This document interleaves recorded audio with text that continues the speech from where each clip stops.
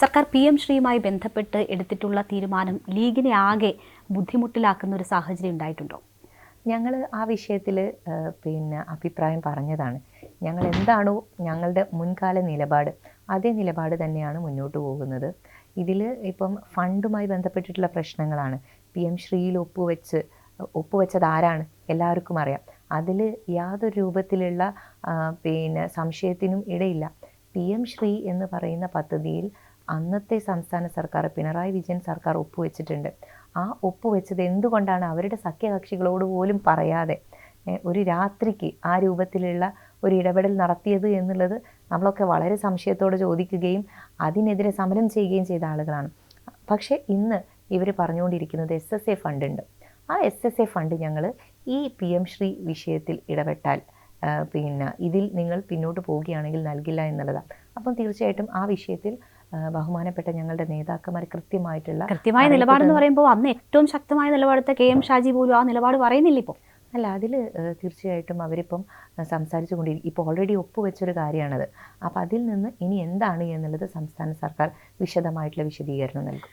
ഇതിൽ പ്രത്യക്ഷ സമരത്തിലേക്ക് MSFും യൂത്ത് ലീഗും ഒക്കെ പോകുന്നുണ്ട്. അപ്പോൾ മന്ത്രിമാർ ഉൾപ്പെടെയുള്ള KM ഷാജി ചവറ്റുകൊട്ടയിൽ എറിയണം, അറബിക്കടലിൽ എറിയണം എന്നൊക്കെ പറഞ്ഞ KM ഷാജി പോലും നിലപാട് മാറ്റി പറയുമ്പോൾ യൂത്ത് ലീഗും MSFും പ്രത്യക്ഷ സമരത്തിലേക്ക് പോവുകയാണ്. അവർക്കൊപ്പമാണോ ഫാത്തിമ തഹല്യ? ഞാൻ പറഞ്ഞല്ലോ, ഈ വിഷയത്തിൽ മുൻകാല നിലപാടുണ്ട് നമുക്ക്. ആ നിലപാടിൽ നിന്ന് ഇപ്പോഴും ഞങ്ങളാരും പുറകോട്ട് പോയിട്ടില്ല. ബഹുമാനപ്പെട്ട മന്ത്രി ആ വിഷയത്തിൽ ഞങ്ങളുടെ പാർട്ടി അന്നെടുത്ത നിലപാടുണ്ട്. PM ശ്രീക്ക് ഒരിക്കലും അനുകൂലമായിട്ടുള്ള ഒരു നിലപാടെടുക്കാൻ ഞങ്ങൾക്ക് കഴിയില്ല. ഞങ്ങൾ ആ രൂപത്തിൽ അന്നും മറുപടി പറഞ്ഞിട്ടുണ്ട്, ഇന്നും മറുപടി പറയുന്നു. ഇന്ന് ബഹുമാനപ്പെട്ട മന്ത്രി പറഞ്ഞിട്ടുണ്ട്, അദ്ദേഹത്തിൻ്റെ വാക്കുകളിൽ തന്നെയാണ്, അതിൽ നിന്ന് നമ്മൾ മാറിപ്പോകേണ്ട കാര്യമില്ല. ഒപ്പുവെച്ചത് ആരാണ്? ആ ഒപ്പുവെച്ചതോടെ ഒപ്പുവെച്ചത് തുടരണമെന്ന് നിർബന്ധമൊന്നുമില്ല. അല്ല, അതിൽ നിന്ന് എങ്ങനെ അതിനൊരു വിശദമായിട്ടുള്ള പഠനം വേണം, എങ്ങനെ നമുക്കതിനെ അതിൽ നിന്ന് ഏതൊക്കെ രൂപത്തിൽ നമുക്ക് വിടുതൽ നേടാൻ പറ്റും എന്നുള്ള കാര്യങ്ങളൊക്കെ പരിശോധിക്കപ്പെടേണ്ടതുണ്ട്. അതാണിവിടെ. അതിന് അപ്പുറത്തേക്ക് ഒരു ബ്ലാക്ക് മെയിലിംഗ് പൊളിറ്റിക്സ് പോലെ SSA ഫണ്ട് ഞങ്ങൾ നൽകില്ല എന്ന് പറയുന്ന കേന്ദ്ര സർക്കാരിൻ്റെ നിലപാട് അപ്പുറത്തുണ്ട്.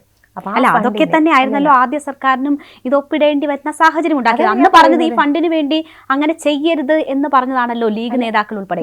ശരിക്കും പറഞ്ഞാൽ ഈ UDF സർക്കാരിന്റെ ഈ നിലപാട് വെട്ടിലാക്കിയത് ലീഗിനെയല്ലേ? അല്ല, ഒരിക്കലുമല്ല. ആ വിഷയത്തിൽ നമ്മൾ കൂടുതൽ ഡീപ്പായിട്ട് പോകുമ്പോൾ തന്നെ നമുക്കൊരു കാര്യം എവിഡൻ്റ് ആണ്. എവിടെയാണ് ഇങ്ങനെ പറഞ്ഞിട്ടുള്ളത്? ഇതിന് നിങ്ങൾ തമിഴ്നാട് സർക്കാരിൻ്റെ നിലപാട് ആ വിഷയത്തിലൊന്ന് പരിശോധിക്കപ്പെടേണ്ടതാണ്. അവർ കോടതിയിൽ പോവുകയും അത്തരത്തിൽ ഈ വിഷയത്തിൽ നിന്ന് എങ്ങനെയാണ് അവർക്ക് ഒരു തീരുമാനത്തിലേക്ക് എത്താൻ പറ്റിയത്. ഇപ്പോൾ ഈ സർക്കാർ വന്നിട്ടല്ലേ ഉള്ളൂ. നിങ്ങൾ സാവകാശം സമയം തരൂ. അതിനനുസരിച്ച് ഇത് പെട്ടെന്ന് all of A sudden already ഈ സർക്കാർ ഒപ്പുവെച്ചു എന്ന് പറയുമ്പോൾ ഒരു കോൺട്രാക്റ്റിലേക്ക് വന്നിരിക്കുകയാണ്. ഇനി ആ കോൺട്രാക്ട് ഇതിന് ഒരുപാട് പ്രൊസീജിയേഴ്സ് ഉണ്ട്. ഇതിനൊത്തിരി ഇടപെടലുകളും കാര്യങ്ങളും അത് മന്ത്രിസഭ യുടെ ഭാഗത്തു നിന്ന് തന്നെ വരേണ്ട കാര്യങ്ങളുണ്ട്. അപ്പോൾ ആ രൂപത്തിൽ ഈ വിഷയത്തിലൊക്കെ വളരെ ശുഭകരമായിട്ട് ഞങ്ങളൊക്കെ പ്രതീക്ഷിക്കുന്ന രൂപത്തിലുള്ള ഒരു പര്യവസാനം ഉണ്ടാകുമെന്ന് തന്നെയാണ്. പക്ഷേ നിർബന്ധിതരാകുന്നു, ഇത് തുടരാൻ നിർബന്ധിതരാകുന്നു എന്നതാണ് മുഖ്യമന്ത്രി ഉൾപ്പെടെയുള്ളവർ പറയുന്നത്. അതുകൊണ്ടാണ് ഇത് വിവാദമാകുന്നത്. നോക്കൂ, ഈ വിഷയങ്ങളിൽ ഫാത്തിമ തെഹലിയ M സ്വരാജിനെ സംഘാവ് എന്ന് വരെ വിളിച്ചിട്ടുണ്ട് അല്ലേ? അപ്പോൾ ആ രീതിയിൽ RSSുമായിട്ടൊക്കെ കോംപ്രമൈസ് ചെയ്യേണ്ടി വരുന്നവരെ ശക്തമായ വിമർശനങ്ങൾ ഉന്നയിച്ചിട്ടുണ്ട്, അങ്ങനെ പറഞ്ഞുകൊണ്ട്, അല്ലെങ്കിൽ അങ്ങനെയുള്ള വിഷയങ്ങളിൽ. അപ്പോൾ നിങ്ങൾക്ക് ഇതിൽ വിശദീകരിക്കാൻ പറ്റാത്ത, അല്ലെങ്കിൽ നിങ്ങൾ ക്രൈസിസിലായി പോകുന്നൊരു സാഹചര്യം ഉണ്ടായിട്ടില്ലേ ഇത് തുടരേണ്ടി വരുന്നു എന്ന് പറയുമ്പോൾ? ഇല്ല, അതിലൊരു ക്രൈസിസിൻ്റെ ആവശ്യമില്ല. അതുപോലെ എനിക്കിപ്പോൾ രേണു പറഞ്ഞൊരു കാര്യത്തിൽ തിരുത്തൽ വേണ്ടതുണ്ട്. ശ്രീ M സ്വരാജിനെ സംഘാവ് എന്ന് വിളിച്ചു എന്നുള്ളത് രേണുവിന് എവിടെയും പ്രൂവ് ചെയ്യാൻ പറ്റില്ല. ഞാൻ അങ്ങനെ വിളിച്ചിട്ടില്ല. ഞാൻ അന്ന് നിലമ്പൂർ തെരഞ്ഞെടുപ്പുമായി ബന്ധപ്പെട്ടിട്ടുള്ള ഒരു പോസ്റ്റാണ് ഞാൻ സോഷ്യൽ മീഡിയയിലിട്ടത്. ബാപ്പുട്ടിക്ക സംഘാവിനെ പൂട്ടി എന്നുള്ളത്. ബാപ്പുട്ടിക്കാരാന്ന് നിങ്ങൾക്കറിയാലോ. അന്നത്തെ അവിടെ നിന്ന് ജയിച്ചിട്ടുള്ള നമ്മുടെ ആര്യാടൻ ഷൗക്കത്ത് MLA, ഇന്നത്തെ MLA, അദ്ദേഹത്തിന് ബാപ്പുട്ടിക്ക എന്നാണ് വിളിക്കുന്നത്. സംഘാവ് എന്ന് ഞാനൊരു പദം ഉപയോഗിക്കാൻ പ്രത്യേകിച്ച് കാരണമുണ്ട്. അവിടെ തെരഞ്ഞെടുപ്പുമായി ബന്ധപ്പെട്ട് നടന്നിട്ടുള്ള ഇടപെടലുകൾ പരിശോധിക്കപ്പെടേണ്ടതാണ്. ആ ഒരു രീതിയെ, അല്ലാതെ ഒരു വ്യക്തിയെ വിളിച്ചു എന്നുള്ളത് ഈ സോഷ്യൽ മീഡിയയിൽ പറഞ്ഞു വരുന്ന ആളുകളൊക്കെ പറയുന്നതിനെ ഏറ്റു പറയുന്നത് നിങ്ങളെ പോലെയുള്ള മാധ്യമപ്രവർത്തകർ. സ്ഥാനാർത്ഥി എതിർ സ്ഥാനാർത്ഥി എന്ന് പറയുന്നത് M സ്വരാജ് ആയിരുന്നല്ലോ. പിന്നെ അത് വിശദീകരിക്കുകയും ചെയ്തു ഫാത്തിമ. ഞാനത് വിശദീകരിച്ചു, കൃത്യമായിട്ട് വിശദീകരിച്ചു. ഈ വിഷയത്തിൽ എന്തുകൊണ്ടാണ് അങ്ങനെ വിളിക്കേണ്ടി വന്നത്? അതെ, ഞാൻ വിശദീകരിച്ചു. ഞാനത് വിശദീകരിച്ചപ്പോൾ പറഞ്ഞു, ഒരു വ്യക്തിയല്ല, ഒരു നയമാണ് അവിടെ. ആ നയത്തിനെതിരെയാണ് ആ ആളുകൾ നയം വോട്ട് എന്തായിരുന്നു? ചെയ്തത്. തീർച്ചയായിട്ടും അവിടെ തെരഞ്ഞെടുപ്പുമായി ബന്ധപ്പെട്ടുകൊണ്ട് പിന്നെ CPM-ന്റെ ഒരു പിന്നെ പ്രോ പിന്നെ സംഘപരിവാർ നിലപാടുണ്ടായിരുന്നു.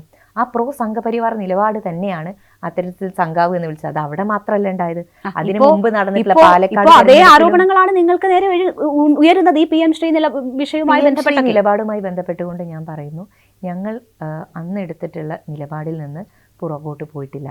നിങ്ങൾ ഓൾ ഓഫ് എ സഡൻ ഒരു തീരുമാനമെടുക്കാൻ പറഞ്ഞാൽ ഇവിടെ ഉണ്ടാക്കി വെച്ചിട്ടുള്ള ഒരു കെണിയുണ്ട്. ആ കെണി, അതിന് പരിഹാരം യഥാർത്ഥത്തിൽ തീർച്ചയായിട്ടും ഈ വരും ദിവസങ്ങളിൽ മന്ത്രിമാരുടെ ഭാഗത്തു നിന്ന്, മന്ത്രിസഭയുടെ ഭാഗത്തു നിന്ന് ഉണ്ടാകും എന്ന് തന്നെയാണ്. പക്ഷേ KM ഷാജി ഉൾപ്പെടെയുള്ളവർ പറയുന്നത് ഞങ്ങൾ പ്രസംഗിക്കുന്ന പോലെയല്ല ഭരണത്തിൽ വരുമ്പോഴെന്ന് പറയുകയും ചെയ്യുന്നു. നിങ്ങൾ ഈ രൂപത്തിൽ എന്നോട് ചോദിക്കുമ്പോൾ ഞാൻ UDF-ന്റെ ഒരു MLA ആണ്. എനിക്ക് പറയാനുള്ളത്, നേരത്തെ എടുത്ത നിലപാടുണ്ട്, ആ നിലപാടിന് തുടർച്ചയായിട്ടുള്ള ഒരു രൂപത്തിലേക്ക് ഈ സംവിധാനം മാറും എന്നുള്ളതാണ്.